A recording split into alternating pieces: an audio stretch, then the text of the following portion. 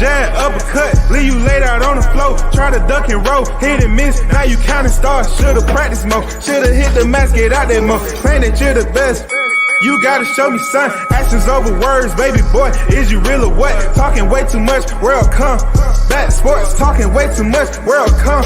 Back sports, talking way too much, world come. Back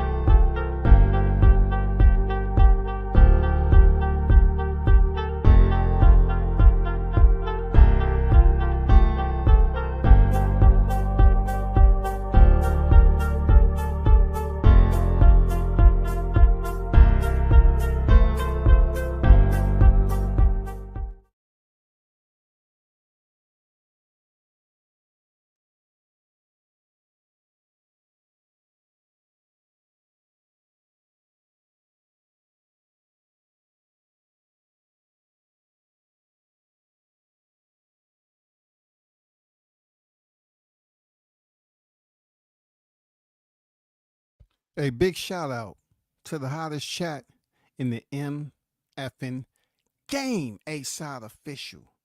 No negotiation needed, period. You already know.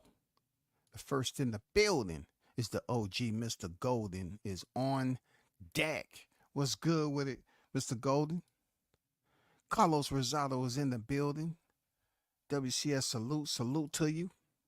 They don't want to see Bud get active. Just hand him the belts because he's going to be 3-time. We're going to talk about if there's a standard in boxing. But first of all, I want to touch bases because I want to get this out the way. Canelo's been on record, right? He's making his rounds, making his press tour for the Edgar Berlanga fight. And Berlanga has, digressed a little bit with the disrespect, and he's became polite. Now, he's not kissing ass. That's one thing I'll say about Edgar. He ain't kissing ass. He just, trying to build up the fight and keep a little bit of sanity in the whole deal, right? But Canelo's coming up with all these phrases now that titles don't make superstars. Titles don't make superstars. But they sure make undisputed. And when you do something and place yourself in the company of those select few who has accomplished something that is recognized at the highest tier of achievement in boxing, yes, it's special. So what does he mean by titles don't make superstars? Well, boxing allows fighters to earn titles by fighting certain individuals that just aren't cut out for the job. Depending on who they with, they can fight this person, end up getting a title shot and win. We witnessed that firsthand in this era by the one and only Rolando Romero. Yes, we did. We sure did witness it. We sure did.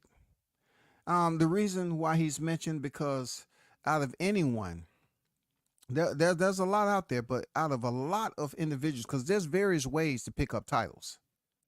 There's various ways. I'm not talking about the notification. I'm not talking about the notification champs. I'm talking about the ones who actually step in the ring and the referee saves you and you become champion. Or, all these other, strange, unique ways on how fighters pick up belts. Is there some validity to what Canelo is saying about titles don't make superstars? Yes, it is. It is.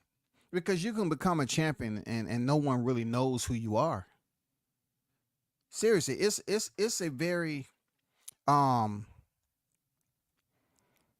You have to be you have to drive this special. You have to have a special coordinates on how you're going to navigate your itinerary as a fighter. A champion, you can pick up a belt and you can become a belt holder and still hold down the same lack of interest that you did before you even had the belt. We see it all the time with champions. They'll pick up a title for the first time. They're elated just to call themselves champions. We seen Raymond Ford have an outstanding fight to win a championship in the last 7 seconds. Then turn back around, he loses in his first defense. I'm pretty sure over there they're talking about Raymond Ford. He earned my respect. Warrior spirit. But if you had Raymond Ford in the conversation, would they say he's a superstar? Is Mario Barrios a superstar? I'm just curious. Is there a superstar? Canelo Alvarez was able to become undisputed at 168. He was already a superstar before that.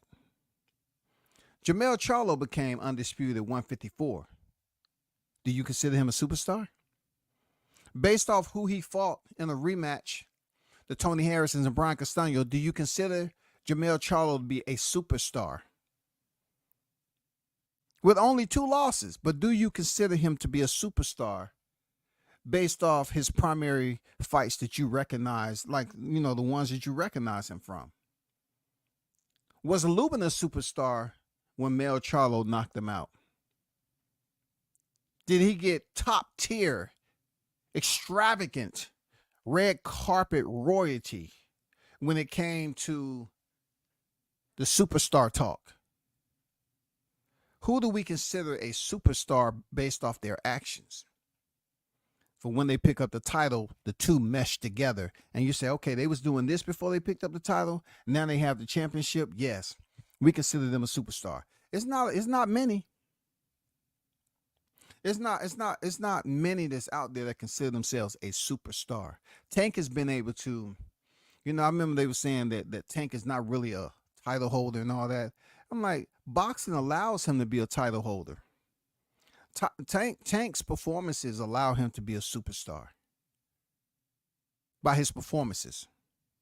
That's why I say the validity that Canelo Alvarez has, what titles don't stars. Tank's performances make him superstars. Canelo, he stepped in the ring with some names that makes him a superstar. He's been able to come out victorious. You know what I'm saying? He started fighting at 15, and I don't think the amount of fights he has makes him a superstar. Chavez Jr. has a lot of fights, but is he considered a superstar? Jaime Munguia has over 40 professional fights. Is he considered a superstar?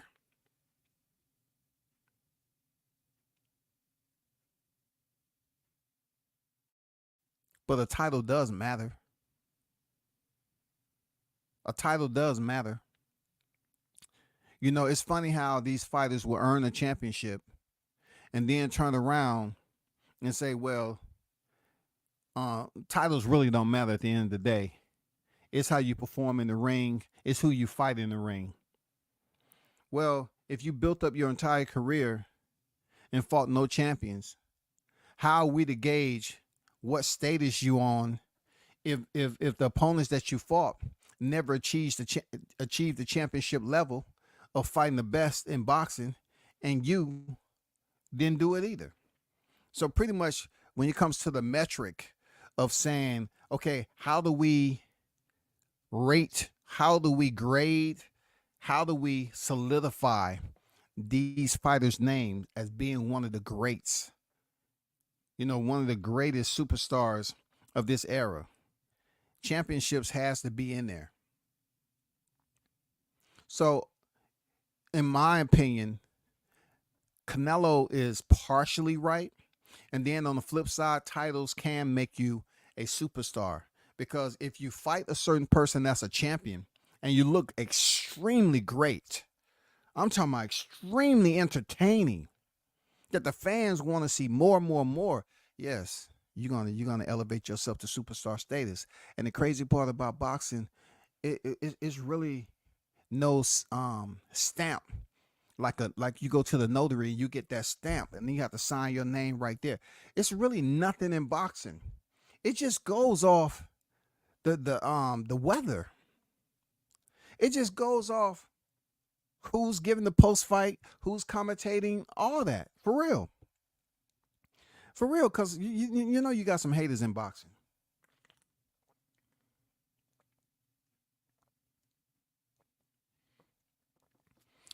When is a fighter deemed a superstar? We would never know. Because sometimes they call fighters superstars and they ain't did shit.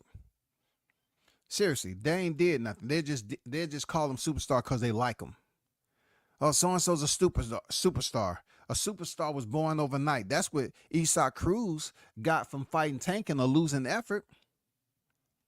They say a star was born overnight. So what's the difference between a star and a superstar? If somebody call you a star, that's pretty much saying you're a superstar. Because not every fighter is a star. Not every fighter is a superstar. Like who is so petty? You know what I'm saying? To dumb it down and say, okay, what's considered a star versus a superstar? If you're a star and you up there in the constellation of notoriety, who separates how high you are? If you up there in the constellation already and you blinging, you flickering, and people say, oh, they special. They one of a kind. They're an elite group. So how high is it more than the star status when it comes to the constellation of boxing?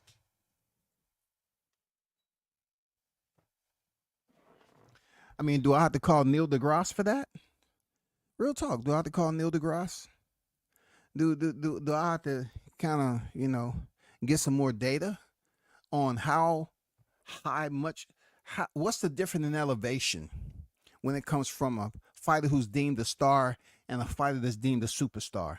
And how many fighters do you have to fight as a star to basically levitate yourself to a higher or advance yourself to a higher grade to be a superstar? Who do you have to fight? I'm just curious. Who do you have to fight?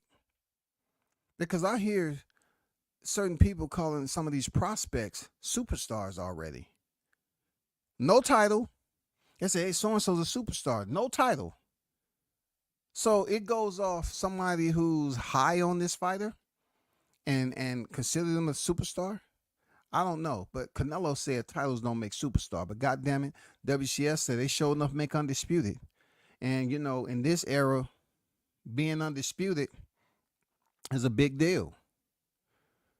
And I think it's smart of fighters not to remain undisputed unless they have the finances to pay the 3% sanctioning fee that goes along with holding all those belts each and every time you step in the square, and that's right off the top. You got to pay that. It's already on your record. So your service record book is never going to expunge the fact that you were undisputed. It's not going anywhere ever. It's not going anywhere ever. Toby Bartlett, Mr. International in the building. Salute to you, Toby. Salute WCS and the hottest chat in the YTC. We're global, baby. We're global. Yes, indeed. I always say it's better to be global than just local. Because the recognition, you know what I'm saying? Worldwide. It's better to have a larger lens so people know who the hell you are. And you might have other people in the countries consider you to be a superstar. And then you have people over here consider you to be a star, and all blends together. Hey, that's a superstar right there. Who knows, man? Who knows? You know what I'm saying? Don't quote me on that. But let's get to this right quick. The Terrence Crawford, Virgil Hill situation. This is going to be an ongoing topic because the only reason I continue to converse about it is the fact that it's not even, this is not a double standard. You know how you have standards? They say, okay, this is a double standard. When so and so do it, is okay, we want to put all these. Oh man, we want to hype them up. It's this one of the best fights. They show heart, durability, resilience. And then when the other fighter do it, they like, first of all, he's old, he's getting slow. You know what I'm saying? He's not as good as we thought he was.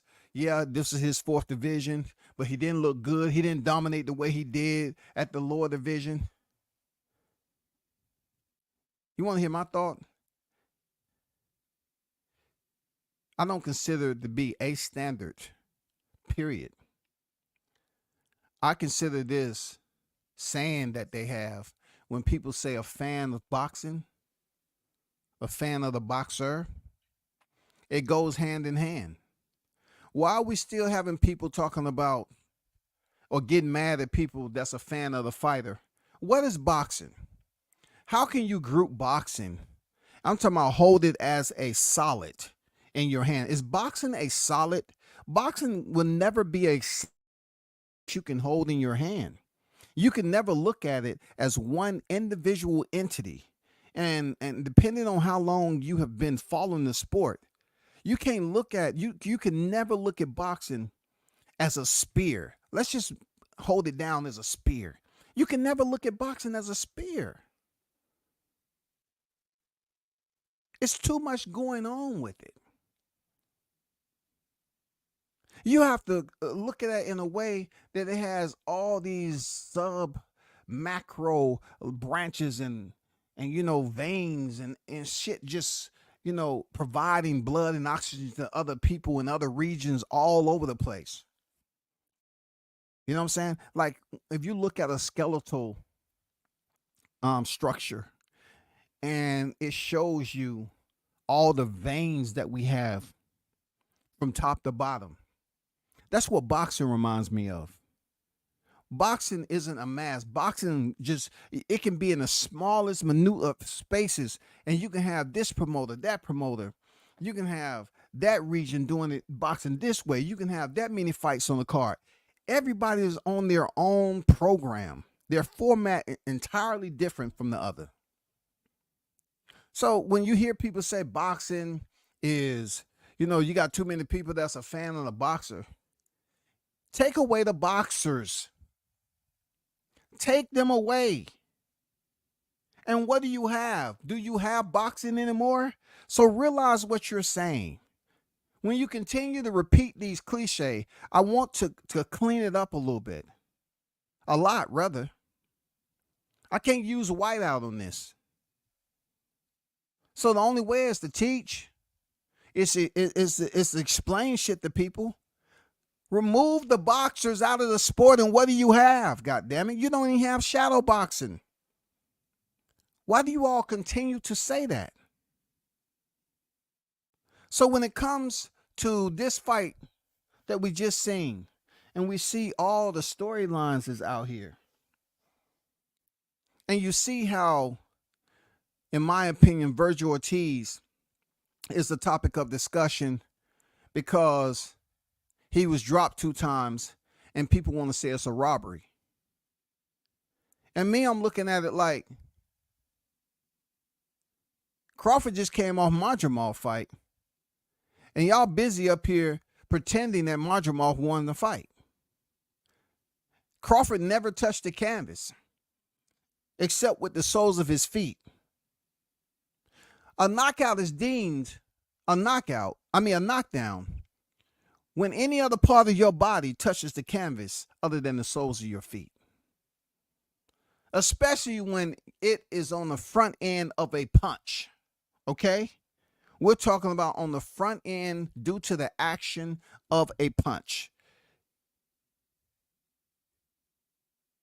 Any other part of your body touch the canvas other than the soles of your feet from that of a punch is deemed a knockdown. So, speaking of people being a fan of the fighter or the sport, who has the influence to come up here and change the weather? Boxing is a huge annual sport, but who? Voices, word of mouth, media, mass communications. That's who can change and push these, very distorted, navish freaking narratives out here. Communication, word of mouth. So let's ask ourselves this. Are we really being honest with ourselves? That we heard Turkey El Sheik and Oscar De La Hoya talk about Virgil Ortiz being next, right? Right? We heard that. They was pushing for Virgil Ortiz to be next to fight Crawford. Crawford clearly won his fight and now is a unified champion, right? So now you have Virgil Ortiz, who I said I liked as a fighter. I still like him as a fighter, but he struggled. He's still a dog. He's not even a dog. The way they fought, that's way above a dog, man. You know what I'm saying? This is way beyond that. Both of them show heart.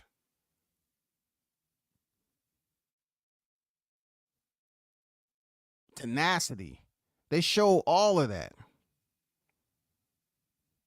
They showed they had the above average when it comes to the cojones, the courage, to stay in the firefight, hit and get hit. It was some moments in there when the defense was on, and a lot of times it wasn't. It was just, going tit for tat. But help us understand how Virgil Ortiz is being told that it was a robbery, right? So y'all are saying that Virgil Ortiz was robbed. Virgil Ortiz robbed Buacek. No. The judges gave a scorecard. The judges is a part of boxing, isn't it? People keep saying we need to be a fan of boxing. So what is the judges? Because the judges aren't fighters. So are you a fan of the judges that continue to disappoint us? Are you a fan of those who push narratives? Because we have two different situations. Ortiz was in a hell of a fight on one of the fight of the year candidates, right? But the 2 times he was dropped, he up there talking about no, putting his hand out, no. But good job with Harvey Dock sending it to review to bring that back full circle. Terrence didn't have to go through that. He didn't have to go through that type of adversity because he went in there and clearly won the fight against Majumov. Now, the connection starts to be a bit difficult. When you talk about the bandwidth between Virgil Ortiz and Terrence Crawford. Because there's a lot of us trying to figure out why all of a sudden the Wi-Fi connection has a weak signal when it comes to Terrence Crawford. I'm like, what bandwidth you on? 2 megabytes? Why can we not build up some solid conversation about who Terrence Crawford needs to fight next? He's not even a situation where he's turning down fights. He's like they're waiting. Okay, who am I going to fight? I pretty much have an understanding of who I want to fight. You know what I'm saying? Who am I going to fight? If all these guys are playing fucking games, why isn't y'all up here laying it on thick like maple syrup? Rich. You know what I'm saying? Rich. Homemade. Maple syrup. Why are you not laying it on thick? Crawford still can't get no love? Because I'm looking at it like this. How are these boxers supposed to appreciate going in there and doing it for the fans when the fans don't give a fuck about them? Tim Tszyu talking some bullshit. Virgil Ortiz want to fight the winner of Errol Spence Fundora. And Virgil Ortiz was talking that same duck sauce. He was the Duck Masters Coalition down to 147. And then you have Fundora all of a sudden acting like he didn't see the fight. Not willing to talk about it anymore, probably because he was scolded from speaking out last time. So when you have these fighters all of a sudden turn their back, you know, man, like Canelo's doing. Canelo's turning his back on Crawford. The same fighter that he said will go in there and beat Spence. Now he's trying to, man, get the fuck out of here. Nobody's falling for it. Nobody's falling for you co-signing Teofimo. So once again, I go back to, shouldn't you stop those of you that keep saying fighters? I mean, there's people that's a fan of the boxing, a fan of the sport. So you want to be a fan of the boxer that continue to play these hocus pocus bullshit ass games with you? Should we really put our trust in a human being, regardless if they compete in a sport that we're covering, that we're supporting? They're human just like we are. If you hear humans out here pushing bogus ass narratives and they're boxers, does it make them any different than me? If I'm talking some bullshit and they're talking some bullshit, aren't we both talking bullshit? I don't give a fuck how many rounds you threw punches in. If what's coming out your mouth doesn't make sense and lacks clarity, lacks authenticity, lacks you being genuine, aren't we the same? We're humans. So when I hear Canelo getting on the parade to cut Crawford short, I'm saying to myself, this is a person that's on his way out the door, but he's trying to layer up another part to his legacy, right? So if that's indeed the case, why are certain people just letting certain individuals get away with shit that they criticize fighters for? I'm talking about vigorously. You thumb it down, you're scrutinizing it, every little line for line detail of what a fighter didn't do in a fight. When Crawford beat Majumov, now is, oh, he's old, he didn't look the way he did at 147. But goddamn it, we understand that there was a lot of you out here criticizing that what he did at 47 only gained any type of steam behind it when he fought Spence. Before then, it was just a puff here, a puff there. No one, they was claiming they didn't give a damn about who he fought before then, until he came up on the big kahuna. The big kahuna was supposed to be EJ. But then he made it look so fucking easy. And then he was locked into a contract, which he couldn't go anywhere. He couldn't do nothing. Remember, they said, faith in the who? They're a fan of the fighter and not the sport? Okay. That had a lot to do with the sport, didn't it? Because you have individuals that's a part of the sport. Spence stayed locked in when he could have just dropped out and never activated his rematch clause. All alone, the IBF comes up and stripped Crawford. What does that got to do? That had to do with the fighter, or that has to do with the sport of boxing? Like I said before, there are intricate role players that have positions in boxing that's in the rotation. The rotation deals with the template that we see in boxing, with these fights being made, and we have a schedule, and we go all the way up, and fight week have this format and template that it goes to. Sometimes there's final pressers, then weigh-ins, and then fight night. All we do is hope, wishing, okay, I hope so-and-so make weight. Okay, cool. Okay, let's get to fight night. Cool. We sit there anticipating fight night. Then we go in there, boom, boom, boom. Sometimes we get a thriller that ends great. And then we get a fight, and you say to yourself, damn, boxing just continued to goddamn push that thorn, man.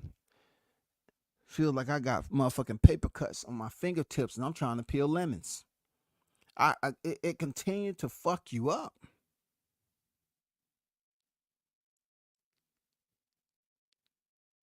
the criticism that people have, it's almost like I totally get. I said this about Wilder when he lost in February 2020. I say this about Crawford. I know some people was telling me that, I'm mad because, Spence don't Crawford don't come to my channel or give me an interview. I said, listen, I have to help you understand one thing. As much as I seen him in public, that's enough.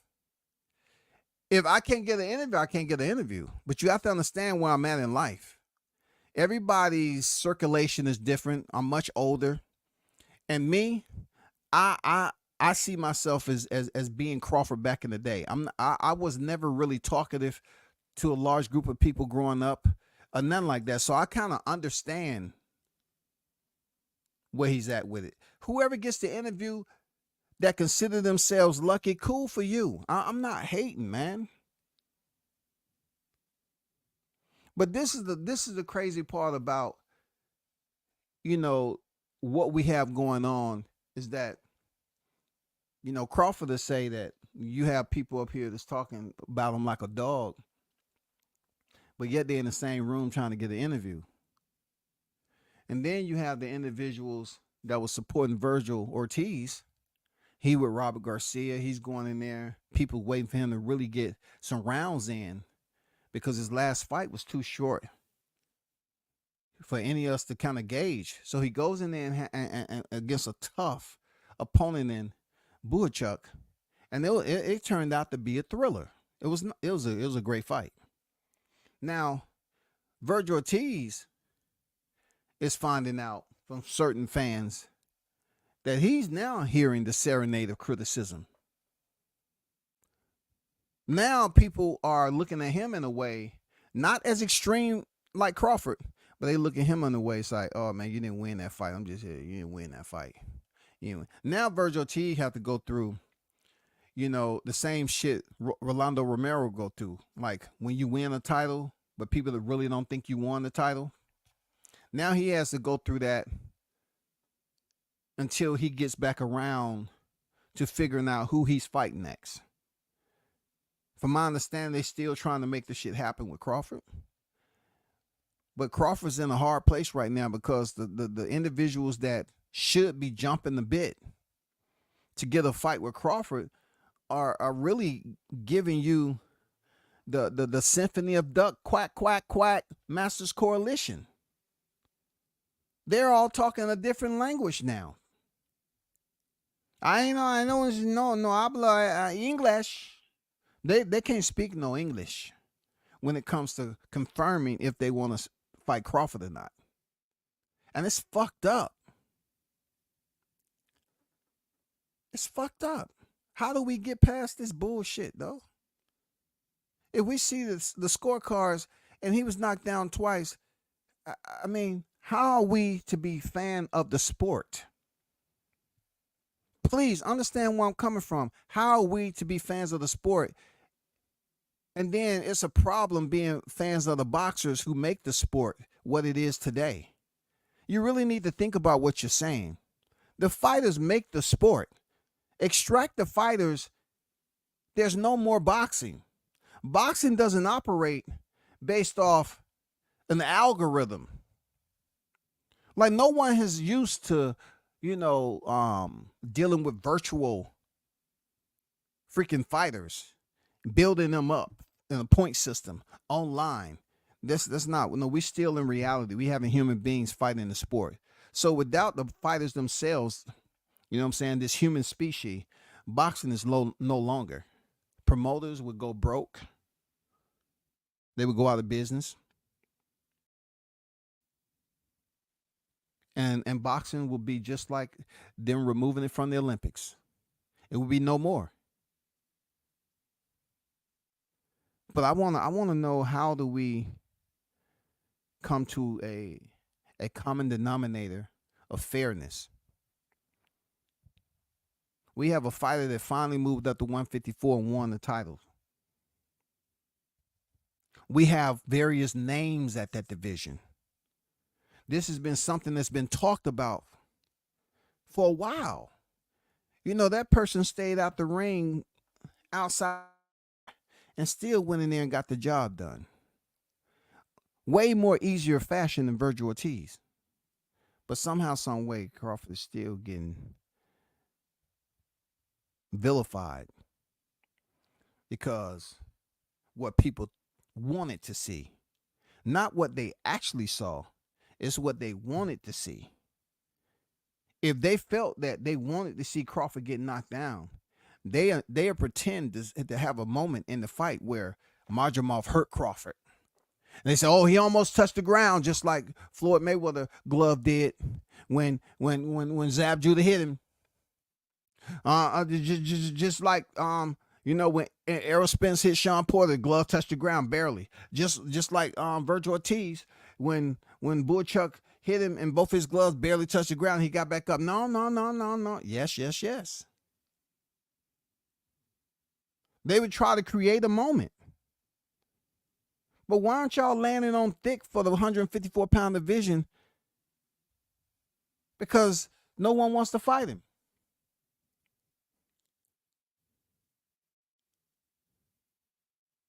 It's so bad. It's so blatant what's going on to the point where they believe that Ennis, they're going to have all these other fighters at 154 saying they don't want to fight Crawford.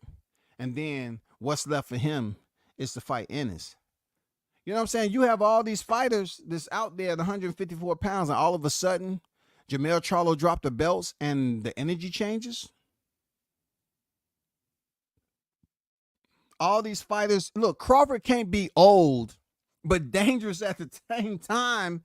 And people keep on talking about, no, he just old, he ain't dangerous. No, nigga, if Crawford is old and his bones are starting to crack and he's losing a step, why aren't fighters trying to take advantage of that shit? How many fights have we had in history where fighters was deemed over the hill and that's why they got beat? How many times have you had a conversation where people say, well, Muhammad Ali, when he Larry Holmes, he wasn't the same. How many fights have we seen that they deemed the fighter too old to be in there with a fighter who totally dominated? So I'm saying to myself, he can't be old and dangerous. If you saying he losing a fucking step, where's all these workhorses? Where are all the vicious savages that's supposed to be wearing these gloves? Where are they, man?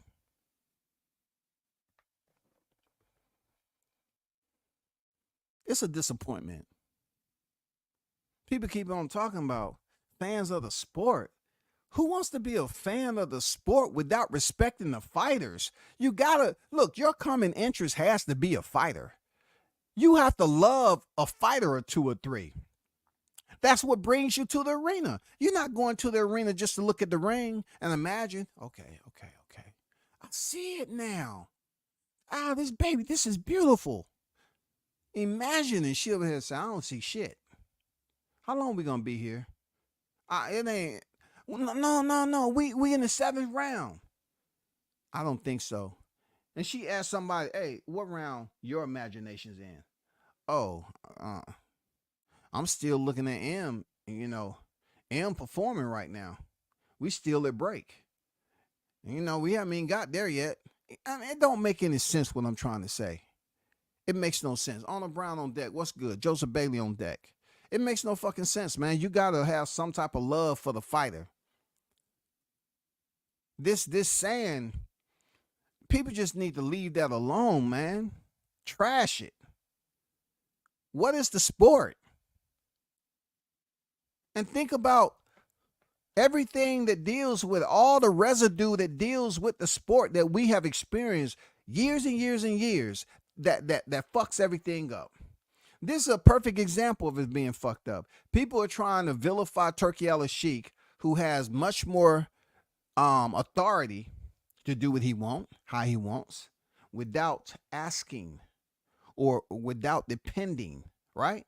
So only because if Turki Al-Sheikh was supporting Canelo Alvarez, you would have the nut hangers paragliding in Canelo's crotch, They would just be floating around his sack all day long. Let me know, Canelo, when you want me to land on the tip. Let me know. I'm here. You know what I'm saying? The air smells good. If Turkey Al-Sheikh was freaking behind Canelo Alvarez, the language of these individuals out here in boxing would be absolutely different. Oh, we love him. He's did so much something. Oh my, we can not say enough about what he's done to change boxing. But since he's behind Crawford, a fighter who wasn't as popular, now all of a sudden there's so many problems with Turkey Al-Sheikh and what he has going on. There's a somewhat of a collusion going on to attempt to halt. So when, once again, I repeat myself, when you talk about loving the sport instead of the fighter, look at what the sport is doing and look at what the fighters are doing at 154 pounds. It is some absolute pure, I'm talking about rich bullshit. We sitting up here for years and fucking years. I don't want it.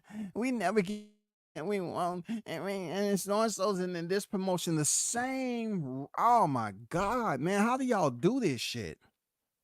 How do you pick up the same book all the time, knowing what's in it? The story gets no fucking different, and y'all continue to crack it open like it's a whole nother freaking chapters in there. How do you do it? How can you be mad at somebody else coming over here, touching down and participating in a sport that really has no control and authority, like I always say? Boxing has no governing body. It's not even regulated. But you all up here trying to find a way to downgrade Turkey Al-Sheikh's presence because Crawford is the primary fighter that he's supporting and pushing. That's pretty much sort of like extreme prejudice. You know what I'm saying? When you listen to the voices and they want to try to convince you that they're a fan of the sport.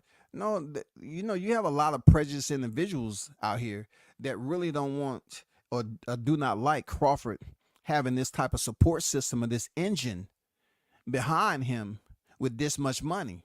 So of course there's still a protocol that has to be followed. But what happened to the 154-pound division though? When Jermell Charlo came off the fucking belts, all I heard when we freaking found out Spence may potentially be the one fighting Fundora, they was on here with their panties on, pouring freaking sweet tea on their chest.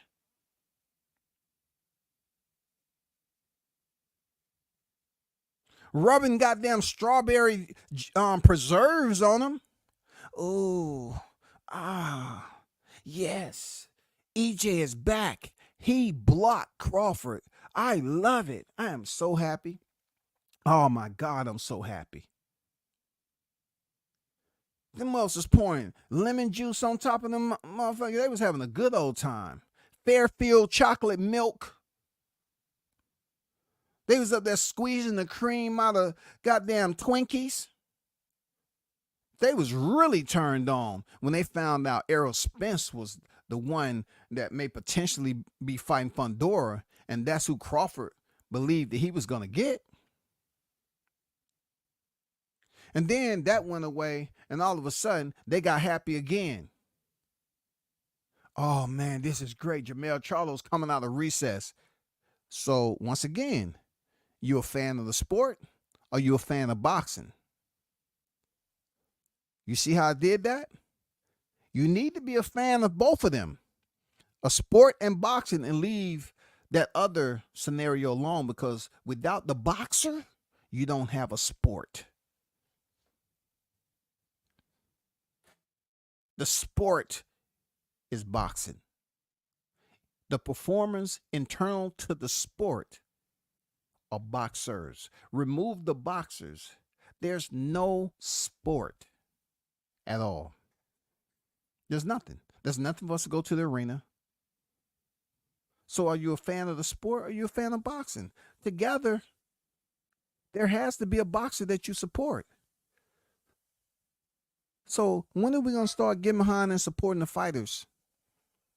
Supporting the fighters that pretty much are the top tier on the pound for pound list. I mean, when are we going to find out a method that makes you happy? This is not cool. How can Jermell Charlo be the undisputed 154-pound division champion? Undisputed. He come off the belts. And all of a sudden, I'm bragging about the new wave, the new school, the old guard going out and the young guard coming in. And then you got the young guard up here. They're unsure of themselves. They're making up all this. Oh, I want to fight here. I want to fight there. I mean, so easily influenced, man. And you say you want to be a fan of the boxer? Of the sport. Be a fan of both. Don't pick either one, because if you're trying to sit up here and go off this dumbass conclusion, it just comes down to you not understanding what you've been watching, investing all these hours and months and years into. You're investing countless amount of time into talking about these fighters. But yet Crawford can't get a fight at 154. Now all of a sudden, y'all been whining and crying about the promoters not being able to give you the fights. But now somebody comes over here and he's not American. They're trying to turn it into, oh, all of a sudden, Turki Al-Sheikh is trying to take over boxing and we're not going to. I know another, you know what? I know another instance that they did that too. You know who I'm talking about. I'm saying make up your mind. You know who I'm talking about. Eddie Hearns. Y'all remember when they came out and said it was a 1.3 or 1.6 billion dollar deal? And they was up here saying, you know, Eddie Hearns just got a new deal, this, that, and the other. And they were saying, how Eddie Hearns think he gonna come over here and take over boxing? He ain't gonna come over here and take over boxing. Now they in love with Eddie Hearns. You know, they in love with him. They said the same thing about him when he was building up and he was taking these steps to establish his footprint in boxing. And look how he did it. Look where he at now. He's brushing elbows with royalty over there. And he does have like a semi-advantage when it comes to them. Because that's them some good people to know if they plan on being in boxing for quite some time. And the good thing about it, you see how him and Crawford really don't get along? That doesn't affect Crawford. Because Eddie doesn't have any influence on the decisions that Turki Al-Sheikh is making. He seems to be getting with his people, and they're coming as they are. You know what I'm saying? That's the good thing about it. But if we've been waiting and waiting and waiting for something special to happen in the very few divisions that is popping, 35, 40, 47, and 54. All right? Those are the divisions that are popping right now. So we've been waiting for the entire situation to settle down with Jermell Charlo coming off the belts. And now Crawford has since moved up and earned the championship, just like you have Sebastian Fundora, who's holding the interim WBC for quite some time. Ended up getting knocked out, but he finally got a title shot and put on a very great display of performance, just as well as Tim Tszyu. So Tim Tszyu already had the belt. Fundora finally got, was able to receive a present. Because Fundora, believe it or not, he did what he's supposed to do. He fought who they kept putting in front of him, and finally Mendoza got the job done. But with that knockout, Mendoza lost to Tim Tszyu. Hey, and then believe it or not, the person that Fundora knocked out, he gets a title shot with the very same further fighter that beat you. And Fundora beats Tim Zoo. Now, of course, yeah, he was cut on top of the head, but styles make fights. And we all know that Fundora came in there with a totally different style that effectiveness played a huge role in that fight with his range. 80 plus range. 80 plus reach. You know what I'm saying? Like 6'6", 6'7", whatever. Towering Inferno. He did what he's supposed to do. Now that we kind of established and kind of, put the champions in place, now it seems like nobody want to fight. Like Tim Zoo may absolutely be fighting Bakaram. That's what they're saying. They're ordering that fight. So you know how that's going to go. Let's just say we don't know who's going to win. We have to see who win to see if Crawford gets something out of that. And then, of course, we're waiting to see who Sebastian Fundora fights. If Errol Spence is not available,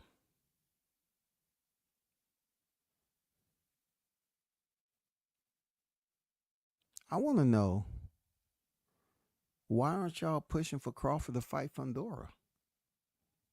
Y'all just don't want to see him build up any more of his legacy. Why aren't y'all sitting up here tomorrow? If Crawford, if he won the championships any other time, they'll be talking about what Crawford should do. You remember when he was at 40? Oh, he should fight Boots. He should fight Boots. He should fight Boots. You know how they're very quiescent right now. Can you hear anything? I mean, even the Echo has voices, right? I mean, do you even hear Echo?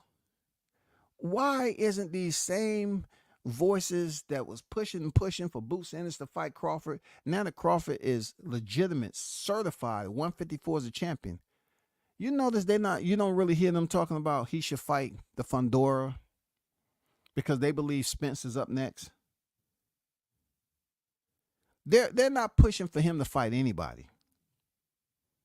Because once again, they was disappointed. They felt the back of his hand, slapped the taste out their mouth. Now they mad. They say, you know what, man, I'm tired, man. I put so much work in here, you know what I'm saying? I'm asking for Crawford's downfall. I'm just sick and tired of him being successful. I'm sick and tired of it. Shout out to Bruce Gas, Boxer Jazz, some more the OG in the building. What's good? I'm watching T-Mobile Massacre on my TV right now and listening to OGWCS in the hottest chat in the YTC. Do things get better than this? Hey, man, it's good you checking out that fight. Hopefully, you don't put anything in the comments to make them more upset than they really are. You know what I'm saying? Because my whole question to you all and to those of you that's not in the chat is, why don't we hear the same encouragement for Crawford to fight one of why aren't we hearing the duck? Because y'all was so quick to say, Bud was ducking. I mean, god dang, why aren't y'all telling up here 54 on who he should fight next? Y'all don't want to give him no space. You know what I'm saying? No space for credit.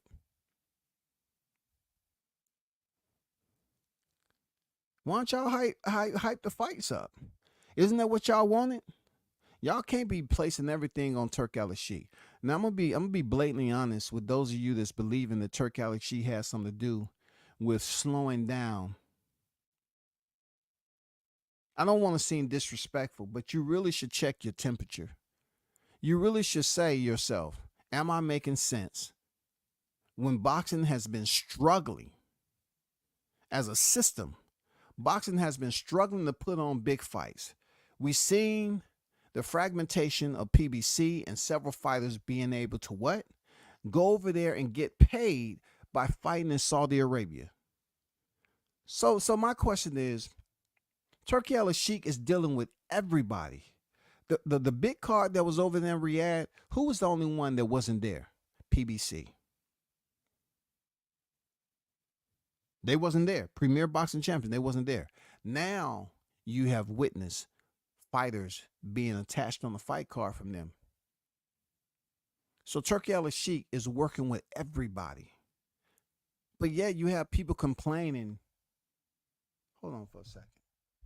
Hold on for a second, man.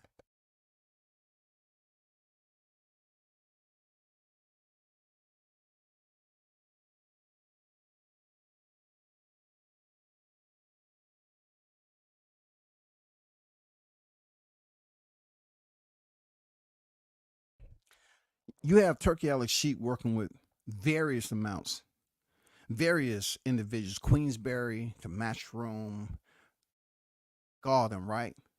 So when you say that's what you want, when you're not looking for a strict budget, wasn't that the conversation that they love to have? Talking about budgets, everybody was a CFO. Everybody was working in the HR department. Well, let me take this request over there, for this fight. I know it's not official yet, but let me just go up here and attempt to get an estimate. You know what I'm saying? We just want to see what the fans are talking about. So let's take it to the CFO, the chief financial officer, and see if this is even a fight that we'll put in the budget. Everybody was talking about how much, this network gives, that network gives, how Top Rank ain't making this money and all that. Now that Turkey El Sheik was over there putting on fights in Saudi Arabia, nobody's talking about pay-per-view numbers. But Crawford, he goes in there and they talking about Turkey El Sheik lost 100 and some million. Are you stupid? Are you MFing stupid? Y'all are busy up talking about a man who lost money when he has one of the most legendary pictures ever. Having all the legends come over to Saudi, not the U.S., Saudi. He brought them from the U.S. over to Saudi. Room and board, food, all expenses paid. And I guarantee you, that in itself was way more of a budget when you look at the price tag than what you're talking about what happened at BMO Stadium. You all have to stop and digress from the hate, man. This shit don't make no sense. Y'all haven't learned yet. Y'all still doing little kitty shit. Y'all still sticking your hand on the eye, knowing that red means bad. I gotta try. Maybe the red means blue. Maybe it's not as hot as it was. Let me just do it. Ouch! Y'all still sticking your hand on the eye when it's hot? Y'all up here talking about this man lost money. Crawford fight bomb. Who gives a fuck? What was boxing doing before then? Let's just say a fight does $1 million. What happens to your household? I'm just asking a very lenient. What happens to your household when you find out a fight did $1 million? What happens? Do someone knock on your door?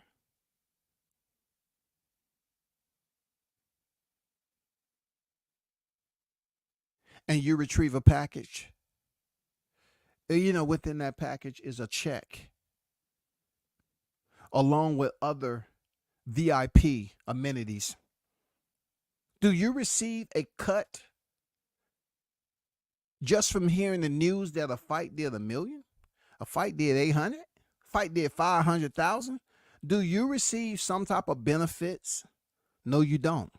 So therefore, why are you getting on here pretending like the shit makes sense? It makes no freaking sense that we still have so-called boxing diehard aficionados claiming that a fight bombed on pay-per-view and it's a common language now. I think it's one of the most retarded special education type behaviors that exist when they converse about boxing. People continue to talk about these fucking numbers like it means something. Let's just say Crawford did 5,000 pay-per-views and people still watch the fight and know that the arena was packed. Are you all here and everybody else outside? Are you going to be able to stop him from getting another fight? Are they going to say, no, let's hold up. We're missing a person. We have to wait on WCS. Why we got to wait on him? Oh, we brought him on. We just need his insight, and he's just gonna be an observer, and we're just gonna get some feedback from him. That's all. Retired vet. You know what I'm saying? Been to the Pentagon. I mean, just did some things at a real world level. I'm telling you, that shit ain't gonna happen. They're not gonna hit me up, man. They're not gonna do that. They're not gonna ask me for advice. So whatever happened August 3rd that you didn't like, now you want to roll that square wheel barrel around with no wheel in the front, and you got to bend down and break your back. Let me hold that up. Oh, shit. I don't know why they made a wheelbarrow with no front wheel on it. God damn, man. Can you help me out in front? No, you ain't going to be able to damn face the front and hold. You got to turn around and walk backwards. We only got 1,000 kilometers. It'll work. Just help me. And it got one handle on it. Damn. We might have to hand carry this the whole way. Why are you sitting up here carrying a bogus ass narrative that Turkey al-Sheikh lost money, and all of a sudden the person he lost money on was the very same person that he supporting?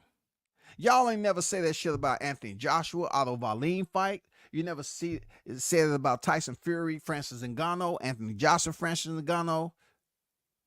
You never said that shit about Jarrell Miller and Daniel Dubois. All those fights he was having over there, nobody was mentioning pay-per-view numbers until it came to the States. This is when the retardation, the signs of freaking mental illness start to show itself. Because people are still talking about shit they can't change. So now you role playing. It's almost like y'all stuck in a talent show era. We doing a talent show, real talk. We doing a talent show. Talent shows are fucking over right now, man.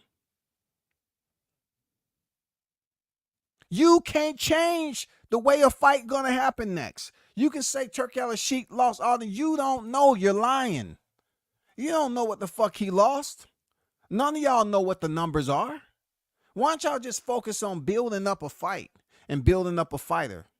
Why y'all keep on saying the same things? Y'all sound retarded, man. Y'all sound like y'all mentally ill, and y'all can't understand the simplest of shit. You want to claim to be the hardest boxing fan in the world.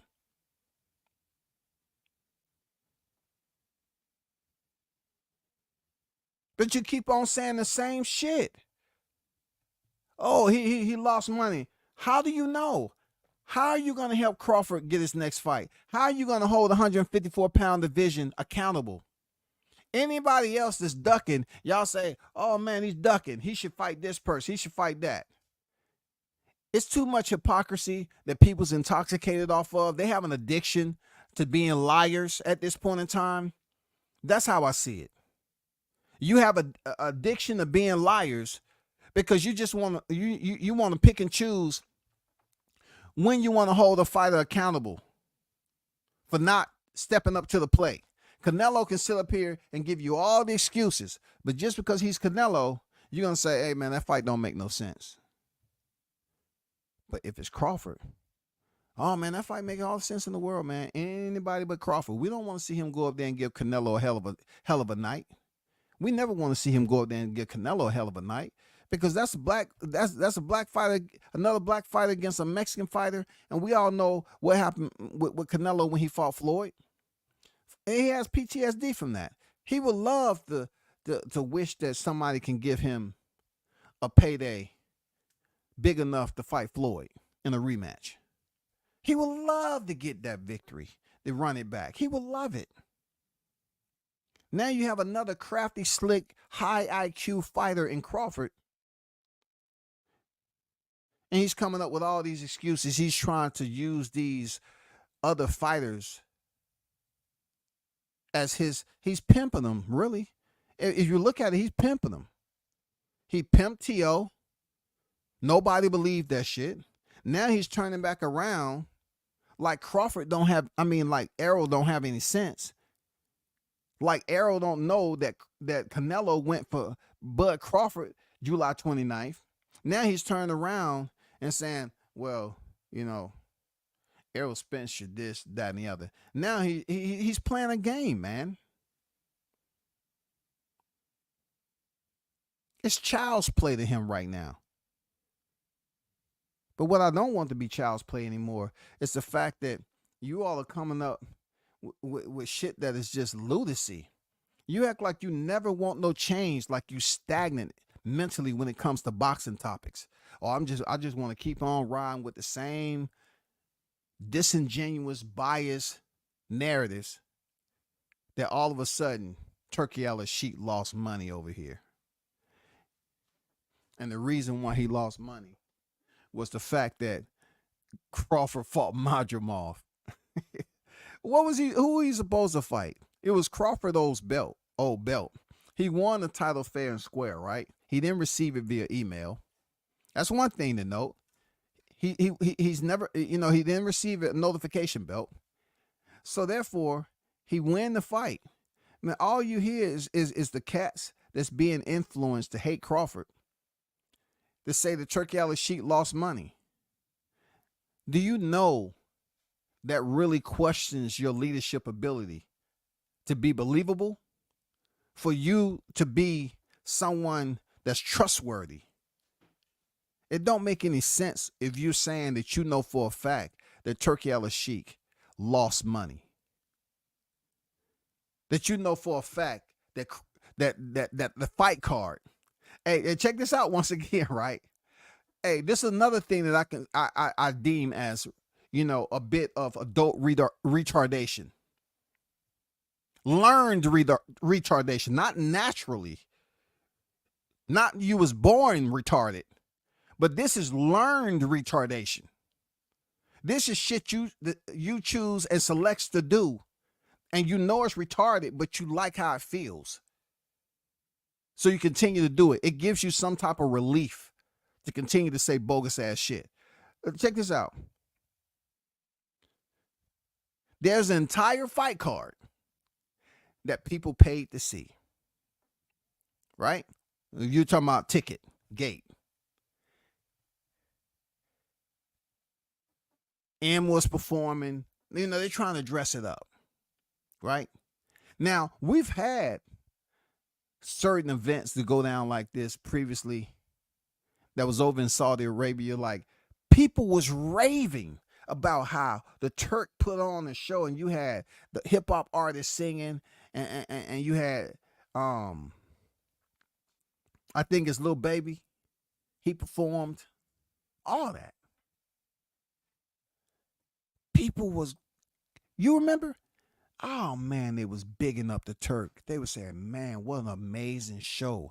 I like how the Turk did this, that, and the other, and the walkouts and all that.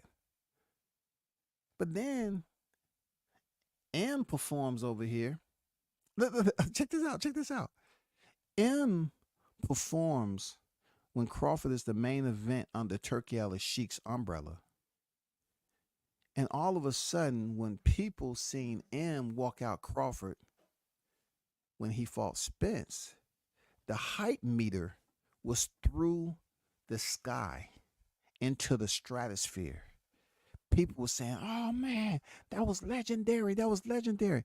And listen, now all of a sudden, Turkey Al-Sheikh is in charge of the fight. All these freaking bogus narratives are being wheeled and vocalized out here, where people were sitting up here saying, oh man, nobody listening to M no more. You was just talking about how hype you were when he was singing, walking Crawford out, how legendary it was, and all the pictures that came out. Right? Isn't that what they were saying, people? It was legendary. Well, all of a sudden, M performed, and they saying that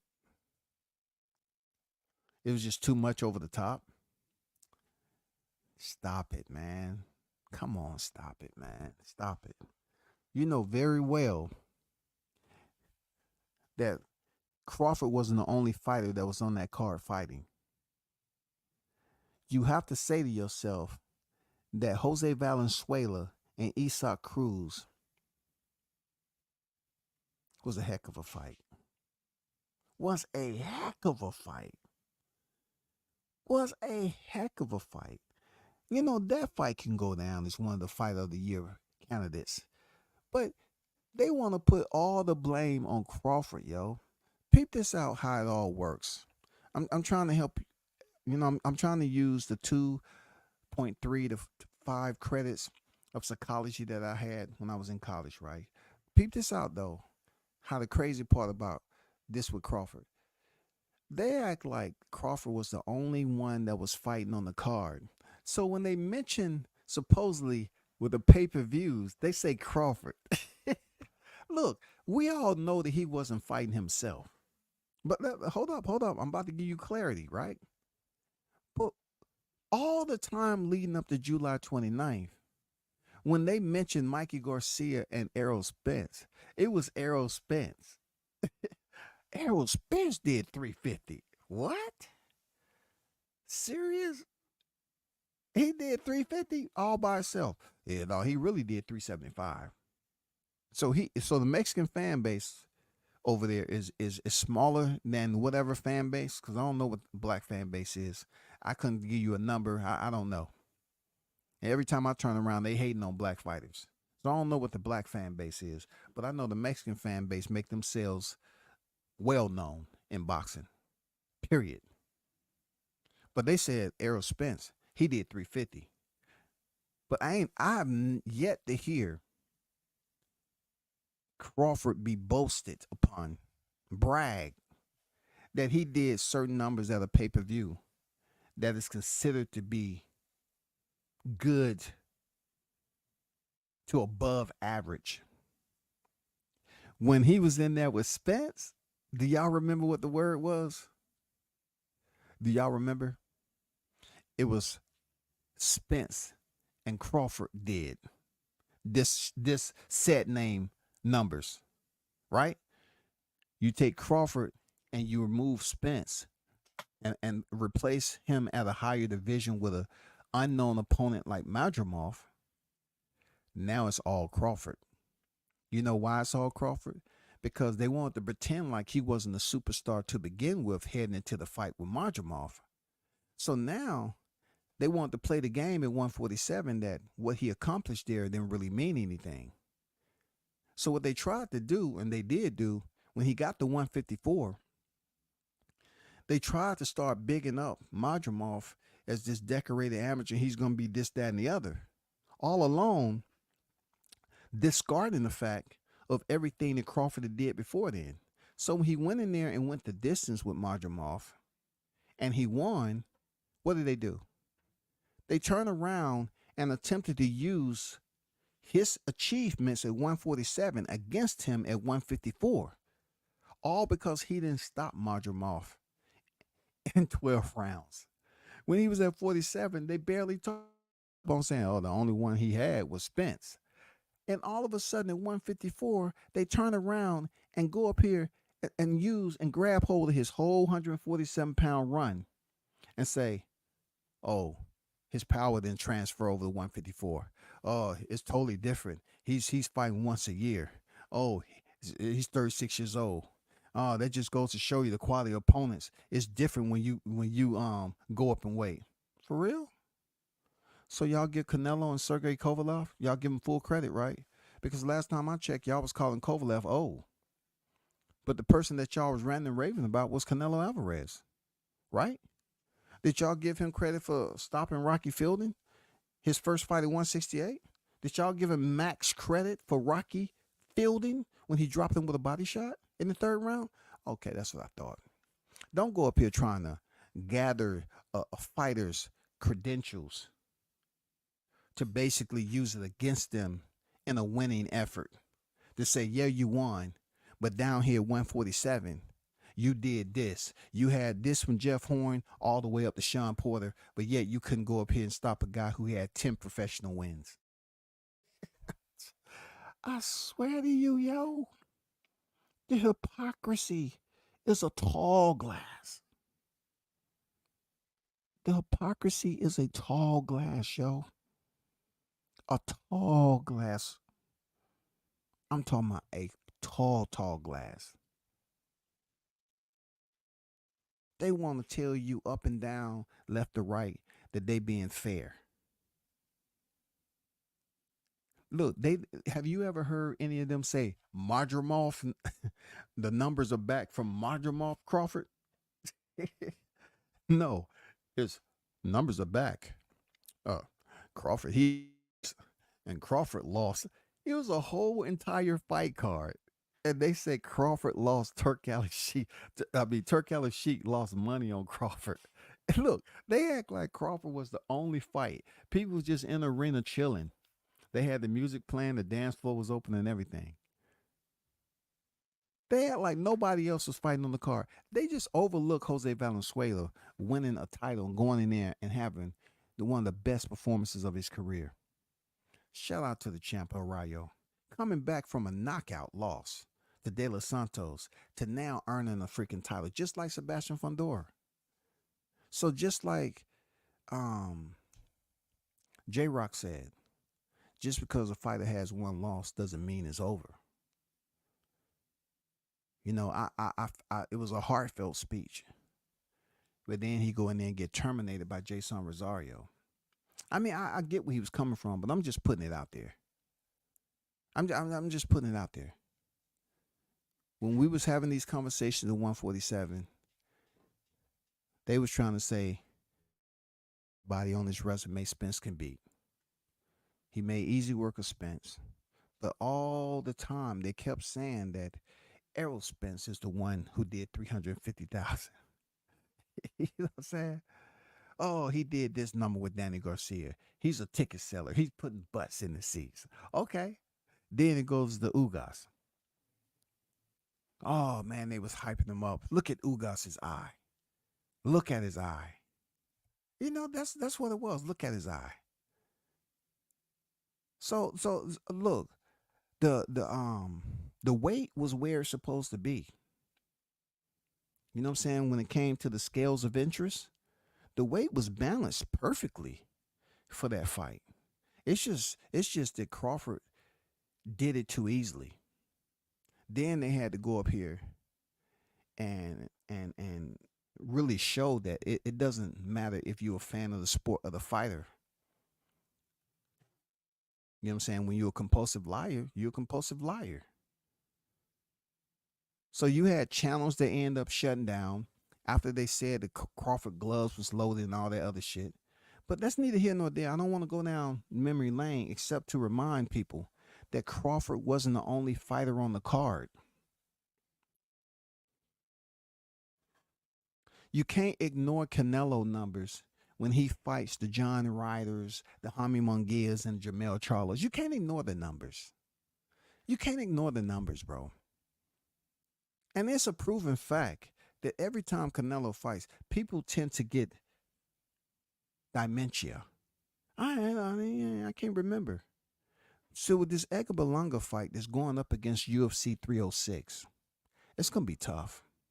And you know what's gonna happen? They're gonna wait on the so-called source droppers,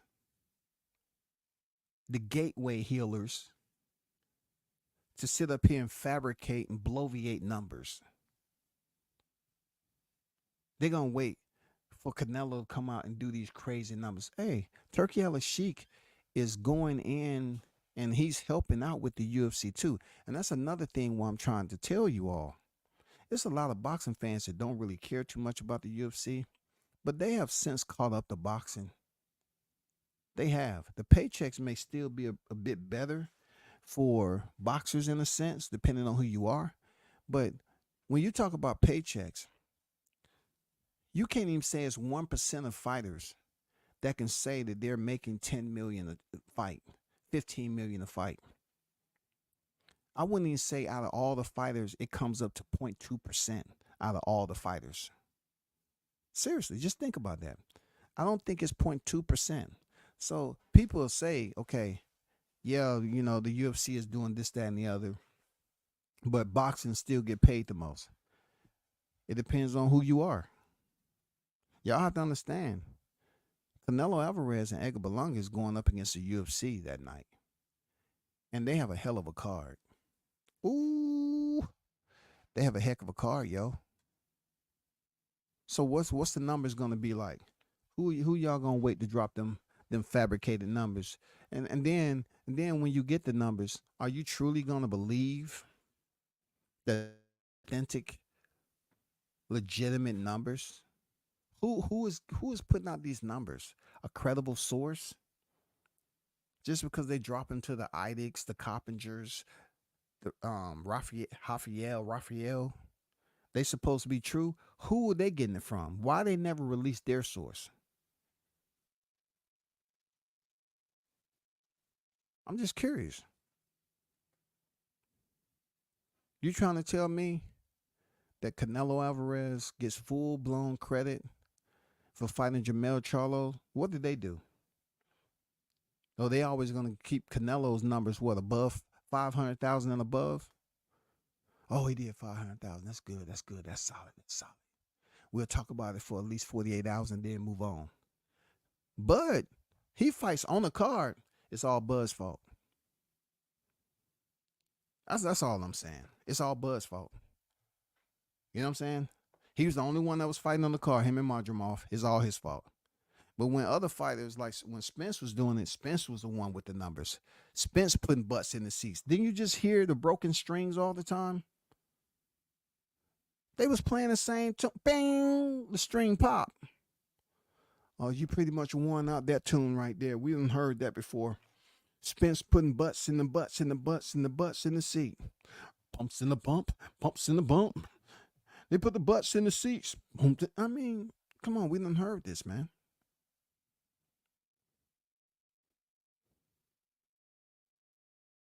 Why no other fighter gets the goose egg when it comes to freaking pay-per-view numbers? Why all of a sudden people want to always look at Crawford as doing something like he's the only fighter on the fight, and he's in its totality is for Turk Al Sheik losing money. That is the most stupidest. I mean the stupidest. The stupidest. Dumbest. I mean, I can't say enough negative words that deal with questioning somebody's intellect, questioning their maturity, to say that Crawford was responsible for Turk Al Sheik losing money.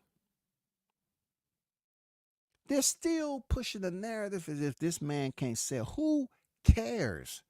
Boxing is becoming a part of Riyadh season for a reason.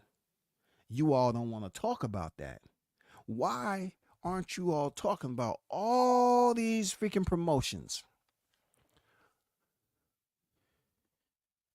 Is doing business with Riyadh season Turk Al Sheik. But it don't matter when it comes to Crawford because you're giving the man too much power. You know what I'm saying? You showing you hate him, right? You're showing you hate him. You're showing that you hate him, but yet you're not holding the fighters accountable for assuming that he's a lot more dangerous than the hate that you putting out. You can't hate the dude and say he sucks. You can only take little jabs at him and say, yeah, he's 36 going on 37 this year. He's lost a step. He's not a ticket seller. Well, how can he not be a ticket seller when him and Spence did outstanding? The house was packed. There was a lot of people in attendance to see that ass whooping go down. It was a lot of people packing the house on the West Coast to see him go in there against Madrimov with 11 fights. A lot. Oh my God, dog. The house was packed. I don't take it personal, those of you that was using that narrative. I just think it's fucked up that you can't think for yourself. You know what I'm saying? I thrive on that a lot in the respect of a man. You know what I'm saying? A man that thinks for himself and doesn't have to be a follower. You know what I'm saying? It's a difference between an alpha male and a sigma male. An alpha male needs validation from a group that he's in charge. A sigma, not so much. They don't need validation from a group of people. They don't walk around and feeling invigorated like I'm the alpha male of this group. No. There's a difference. But in this YTC community, when it comes to some of the choices that is made, it's a lot of beta males that will follow a narrative that they know that's fucked up, and they refuse to stand on honesty, integrity, truth. This is a platform that they don't own, but they'll sit up here and try to act like I told my guy Shaw News. I said that was some real shit you said when he mentioned that he was never in it for the views but for the growth. Now that right there hits hard. Sammy Sosa hard with a cork back. Mark McGuire on juice, ephedrine. You know what I'm saying? I mean, that hit hard, bro. Just think about that. Some of you drive narratives based off what you believe is going to affect your algorithm. So you more so concerned about doing whatever it takes to build up the viewership rather than understanding that you're human. And if you're lying online and social media, you're a liar in real life. Because you're willing to just go through every extreme to lie on boxing and the outcome of boxing, and then try to clean it up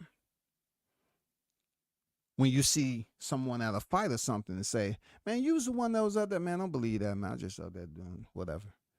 No, bro. I mean, some of you don't care because you never go to fights. I get it. Some of you never go to fights. You just feel like you can learn everything online. You don't have to go to a fight consistently to have the conversations with these individuals, to find out shit behind the scenes, to really see how everything flows on a fight week. Some of you never really been to a fight week on a Wednesday to really see how everything works with each promotion. I understand you haven't had that opportunity, probably never will. I get it. Boxing has changed, since I was doing media coverage. It's changed now. They're more so, leaning towards individuals that don't know shit about boxing.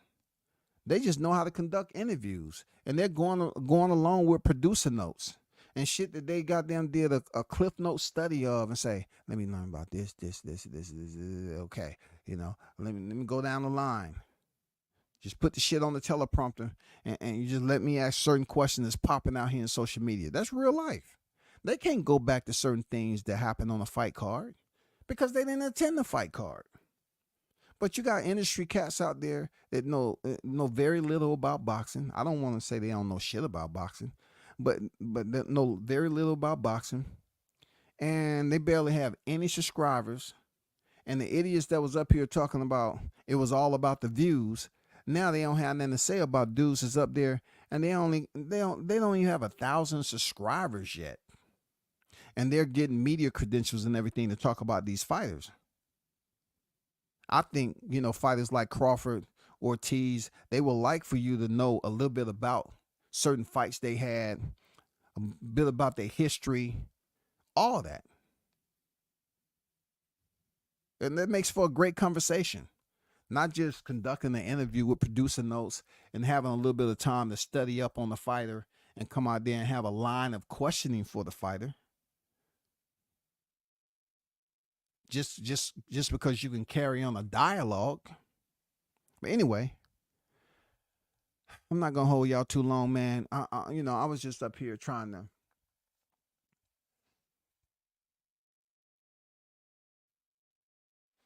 go through some textbook information that to me just really, people try to drive that home depending on what fighter. And they know the shit is not equal across the board, but they keep on making it seem like, oh, for this fighter, we're gonna put all the culpability on him.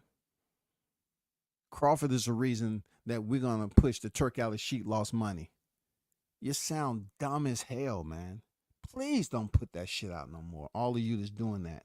Stop saying Turk Alley Sheik lost money because of Crawford. Turk Alley Sheik goes into it just like 444 mentioned, and it's something I already knew. I'm just giving him credit for mentioning on the panel.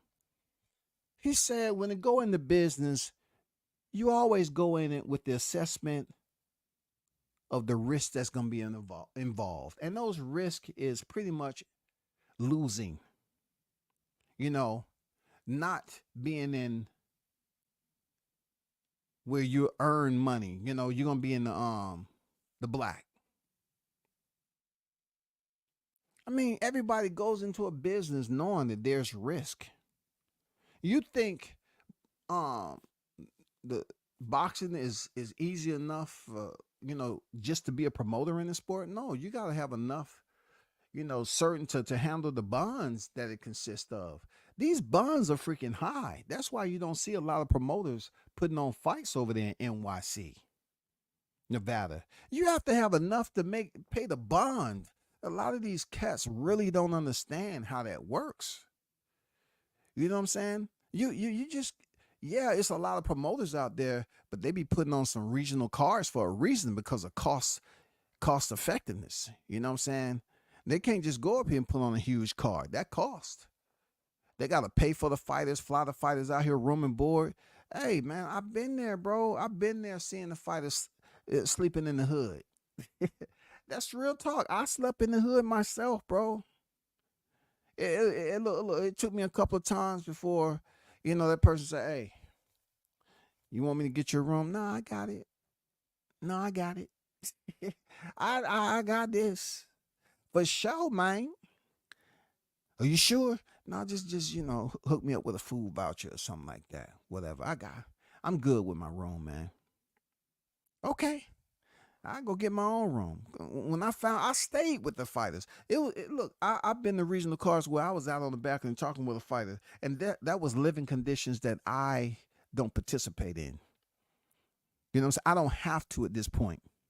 I've been in worst, especially in the Corps, because they believe in Marines goddamn sleeping in some very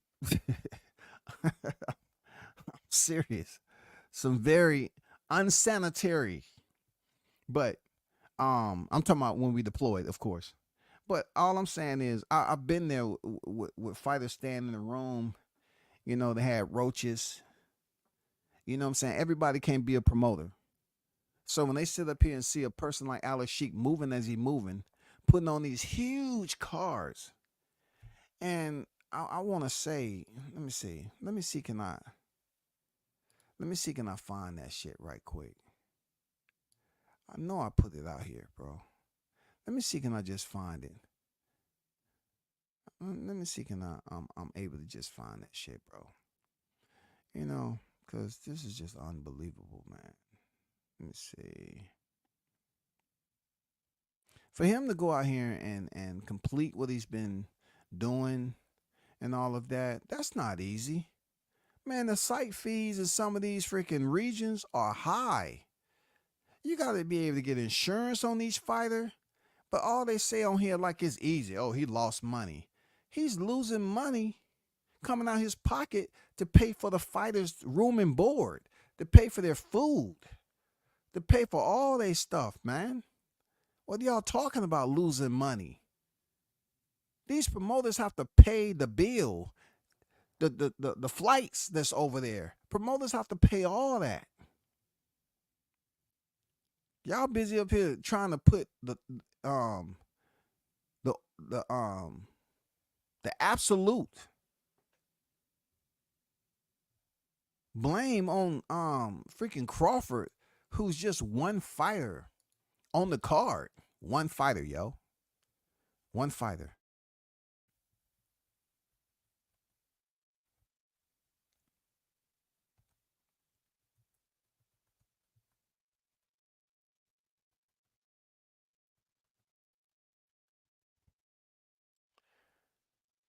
Okay, this is one of them. Let me see if I can get a better picture. Come on, I know you out there. They talking about losing money? This man has already went deep into the budget. I can't find the one I want. But let's look at this one right quick. Because really, I want to be an activist and trying to bring these guys back down to a certain level of sanity that they can operate on and not be looked upon as needing prescription drugs. You know what I'm saying? I don't want anybody listening to you talk and say, you know what, that motherfucker right there needs Xanax ASAP. ASAP. You know what I'm saying? ASAP. Hold up for a second. What just happened? Hold up, man. Oh, that's why. Hold on. I just want to, put this up there right quick. I ain't going to hold y'all too long. You know what I'm saying? I just want to put this up here right quick because they talk about Crawford losing money, losing Turk Al-Sheikh money and shit like that. Let me explain to you the bill. Promoters over here in the U.S. already have to take care of the fighters. Depending on, you got to think about, not only the fighters do they have to pay for, right? They have to pay for their team too, whether it's 2 members or 3 members per team. They also have to make sure their flight is paid to get there, the transportation, and also the room and board, food. And they're talking about Crawford lost Turk Al-Sheikh's money on the fight. You cannot be that asinine. You cannot be that asinine to think that he doesn't come out the pocket anyway.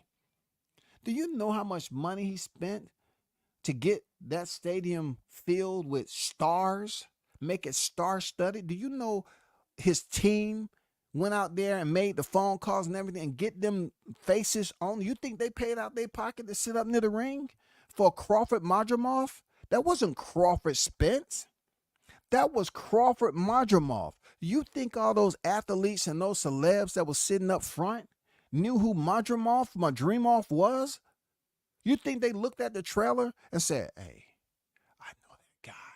I seen him around. No, I'm talking about Madrimov. No, that wasn't the case. Look at this picture right here. This is just one of the pictures. How do you think those guys got over there? How do you think they got over there? How do you think they got over there? What do you think the stipend was for them? I heard Snoop Dogg got $500,000 a day to be over there at the Olympics, yo. $500,000 a day. What do you think Turkey Al-Sheikh had to pay to get these legends? Do you see Ricky Hatton? Do you see Pac? Dude, Buster Douglas, Usyk, Tonio Tarver. Bro.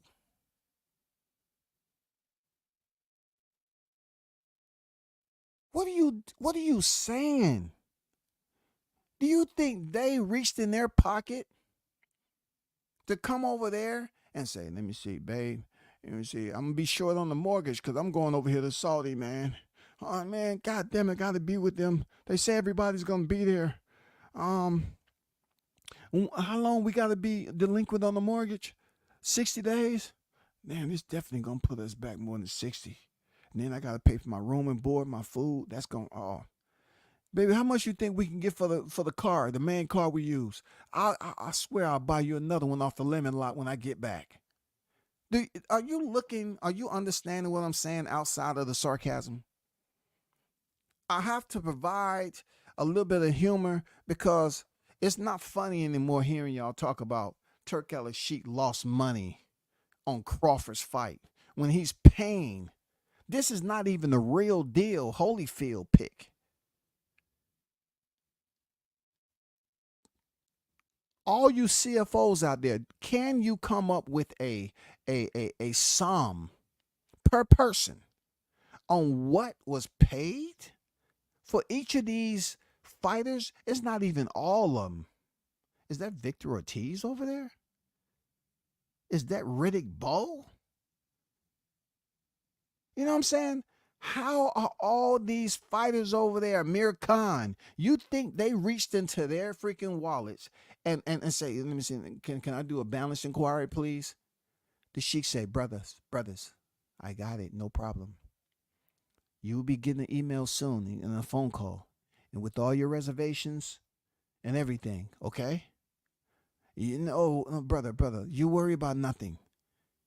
I will pay you a stipend per day along with food vouchers. Oh, you will love the stay. The stay is going to be amazing. Amazing. I bet the food, the spread that they had over there was something, man. And y'all over here talking about Turk lost money on Bud. When before Bud's fight, he had spent thousands upon thousands of dollars to have these guys come over there to the fights. Lennox Lewis, do he live in Saudi? Is it just me or that look like Kenny Bayless over there with shades on and shit?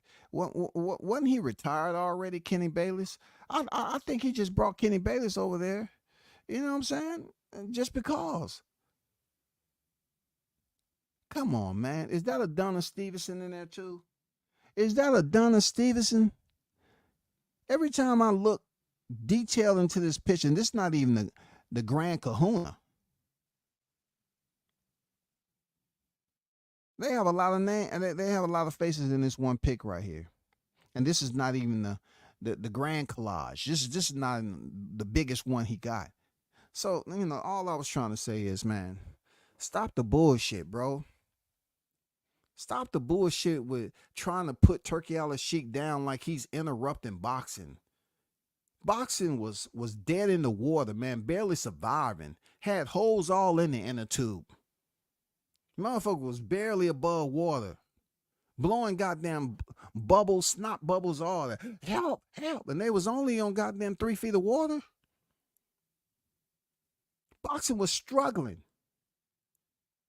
If Turki Al-Sheikh was so bad, why is all the premier promoters over here in the U.S. footprint involved with him? Why is Dana White doing business with him?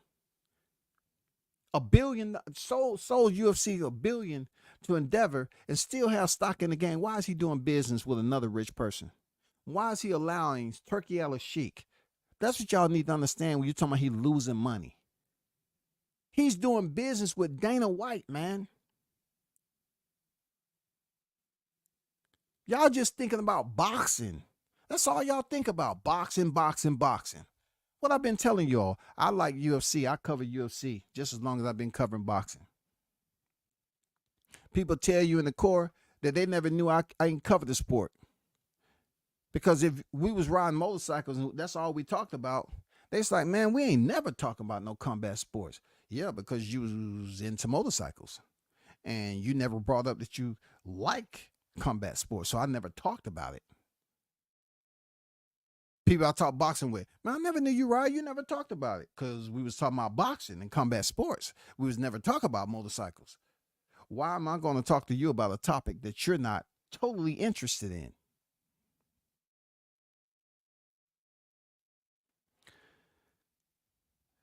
But hopefully, it's something that you was able to, archive as educational, because you cannot continue to walk around here like you don't have control of your sanity. This man is spending millions already bringing those individuals over to Riyadh from the US of A. A ticket alone for the average is like 2,000 plus, depending on where you're flying in that bird. First class to business to economy to the motherfucking Porta John to the goddamn cargo session. Depending on what you paid. I almost guarantee you none of these cats flew over their Spirit. I can almost guarantee you that. He wasn't putting them on Spirit Airlines. like some promotions may have done. The fighters put them on Spirit Airlines, and the entire ticket round trip cost $17.30, and it's not even guaranteed that you'll make it to your destination. I'm just saying. But please do me a favor. Gather your thoughts. Find better words to relay the message, and understand there's total information out there on Turk Al-Sheikh going into the budget. Already before having this U.S. card, he's put up money for fighters coming from the U.S. over to Saudi that costs money. And you all over here trying to blame and say, oh, Crawford lost Turk Al-Sheikh money. Turk Al-Sheikh lost money on Crawford. Are you stupid or you dumb? Are you stupid or you dumb? How does he get money back from bringing fighters over to Saudi? How does he get his money back? How does he make his money back? Tell me that. If you're going to talk about him losing money off Crawford, how does he make his money back having those cars over in Riyadh? How does he make his money back? If you all cannot go up here with an audit team and audit the books, okay, because that should be fairly easy. Those of you that was whine, bitching, complaining, and you was bleeding out your pantyhose because, it was said that Crawford wanted to request to see Al Haymon's book if he was getting paid off the net pay, right? Y'all remember that, right? But anyway, can y'all put together a solid audit team to you know what I'm saying? Just take a paper plane over there to Saudi and say, Turkey Al-Sheikh, Your Excellency, royalty. Yes, sir. We come here to look at the books. Because we're content creators. You probably know us. We don't want to be on there talking all that bullshit that don't make sense. But we just want to know if you can grant us permission to look at the books. Because we want to know, first of all, we just want to know how much money you really, the only fighter we want to know about is Crawford. Real talk. All the other cards you threw on over here, I know you spent your money and all that, but we just want to see if your expenses exceeded what we heard that you lost on August 3rd, 2024. That's all. We can pay you, give you some Groupons, really give you a spa day the next time you come over to the U.S. That's all we want to do. You know what I'm saying? Take you out to, Longhorn, Red Lobster, Papados, just really treat you on the house, my friend. I don't eat at those type of restaurants. It's much more exquisite. He start breaking that shit down for you. Y'all gonna look crazy, bro. This man has spent millions already entertaining legends of boxing.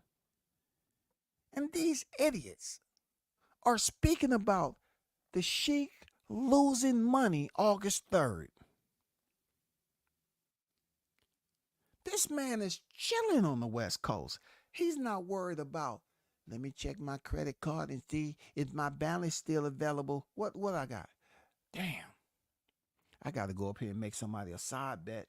See what my cash app looking like. I got to go do a live stream and ask for some cash apps. Let me go up here and do a live stream, and see, can I at least get some goddamn cash apps, man? Forget super chats. I'm requesting cash apps. Hey, y'all. Your boys out here, on the front lines, man. Money a little low. I ain't gonna lie. Yeah. If you could just, give me about $50 to $100 cash app. That's all I need, please. I'm struggling out this motherfucker. Inflation, gas. I didn't know. I spent more money than I thought on my water bill. And I'm just calling upon my family to help me because water, I never thought I'd be paying for water. But now I got to pay for water. I'm thirsty. I almost got arrested trying to drink out of somebody's water hose. I'm just thirsty. Please, just help me out. Give me a freaking cash app. They don't want Bud to become 3 times. Chemo, what's good? What's good? Duck Nello, yes, sir.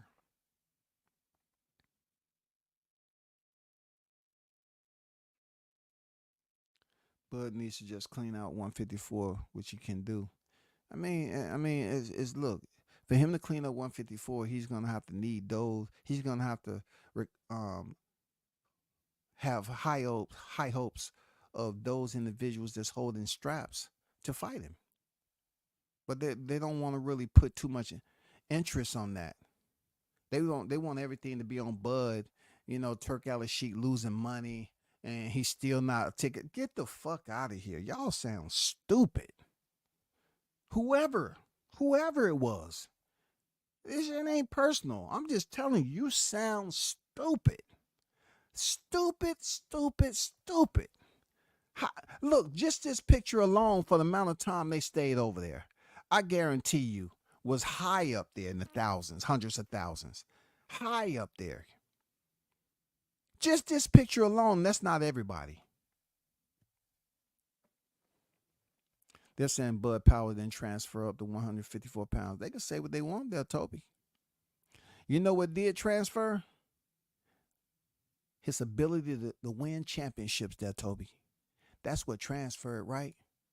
That's what transferred because he's definitely holding a title or two. You know what I'm saying? He's definitely holding a title or two, and he's also in line. If Sebastian Fundora don't have no plan, he's in line to be elevated to the WBO. Yes, sir. Yes, sir. Then they're gonna come over here talking about WCS, keep it clean, keep it clean, keep it 100. He's an email champion. Marjamar retired Spence, in my opinion, if they ever got in that square circle. I would like to see freaking the styles of Marjamar and Spence clash. Absolutely. You know, Team Ennis say they'll stop Marjamar. Yeah, that's in hindsight. You know how you look at shit in hindsight. When somebody else is doing it that you believe that you can beat, but somehow can't really take the opportunity to take the risk of moving up there and involving yourself in that division. So it'll be good to see one of the so-called champions or the contenders go up there and fight a common opponent like Majamov. It'll be good. Tony Mills these days need to belong to something. Yeah, for sure. I believe that. No doubt. This day and time is this generation is very bad for those individuals that start in families because this generation is going to get cleaned out. Like when you're talking about leadership, it's going to be tough for a lot of parents to be able to really celebrate their kids raising strong leaders, no matter what race you are, or no matter what ethnicity. This social media is just destroying these freaking people. Adults too, destroying it. But the adults that already made it, they don't put too much. They don't have too much of a higher stress level, concerning stress level, because they bleeding into this on the back end of their life. They on the downward hill of their life. They're not building. They don't have to find okay, what I want to make a career of and all that other shit. These kids are in trouble, man. Shout out to Haynes Legacy in the building. What's good with it, Haynes? How you feeling, bro?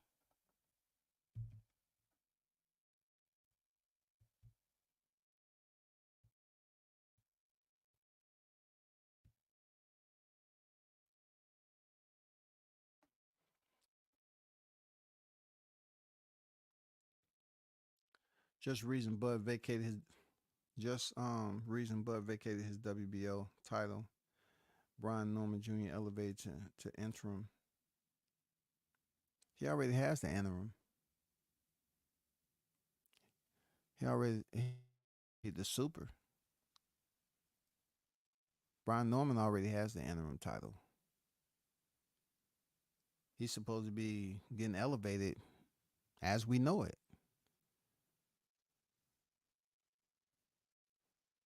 He, you know what I'm saying? They was on the West Coast, right, Jessica?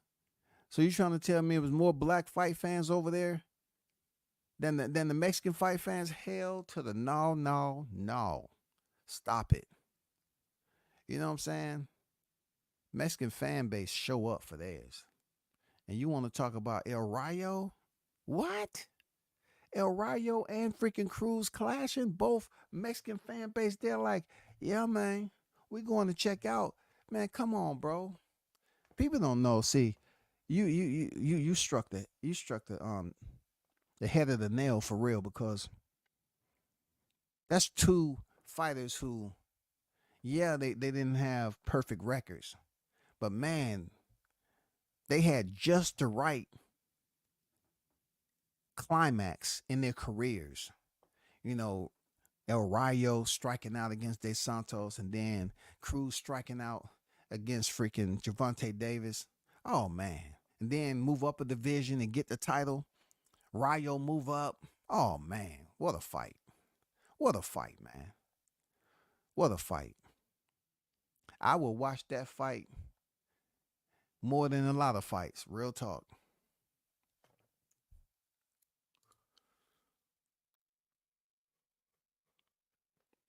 What he's doing to setting up networks to make gains in the future, that's fair for him and the fighters. They just hate that he's changing the game. Yeah, for sure, man.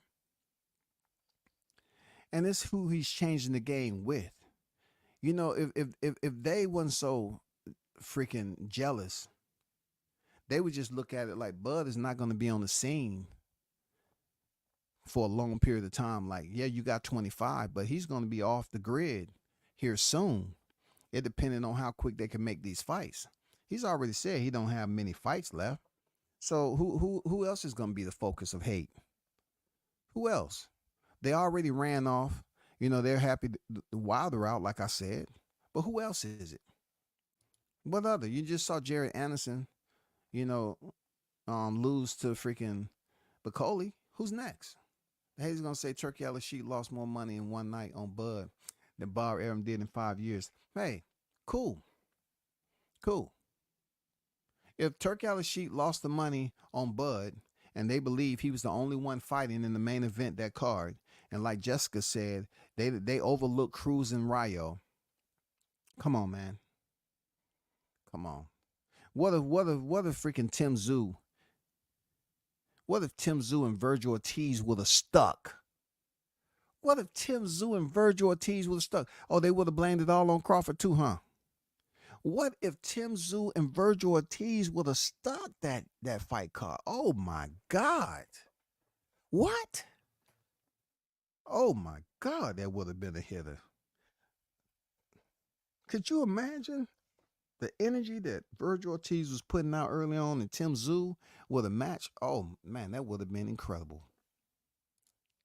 Most of the people are hating PBC lovers when broke with no plan to recoup the future. Hey, they won't mention that, Haynes. They just continue to talk about the same stuff, bro. They're not gonna mention that. Because it's funny how they get on here and still act like they want to tiptoe. They want to tiptoe. You know what I'm saying? But they tiptoe. They have them walking a little funny, a different type of swagger. It's almost like both of their pinky toes are cut off. You know, that pinky toe is very important when it comes to balance. But then, you know, these PBC pundits, they tiptoe when it comes to these narratives. They be out there limping, falling all over this. Oh, my fault. Tiptoeing on narratives that put PBC in a bad light. You know what I'm saying? They don't have the cojones, man, to speak up. They'll sit up here and support fighters like Spence.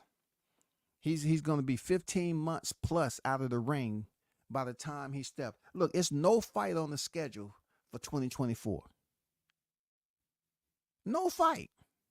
He's going to be well over 15 months. Easy.